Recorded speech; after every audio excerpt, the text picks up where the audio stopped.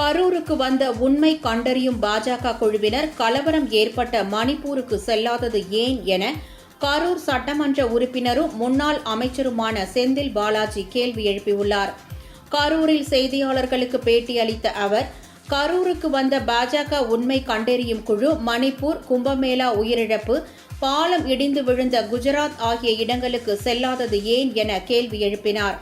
உண்மை கண்டறியும் குழுவிடம் ஒரு பெரியவர் பேசும்போது மாவட்ட நிர்வாகம் மீது தவறா என மொழிபெயர்த்தவர் திணிக்க முயற்சித்ததாகவும், ஆனால் அந்த பெரியவர் நிகழ்ச்சியை ஏற்பாடு செய்த கட்சியின் மீதுதான் தவறு என சரியாக சொன்னதாக சுட்டிக்காட்டினார்.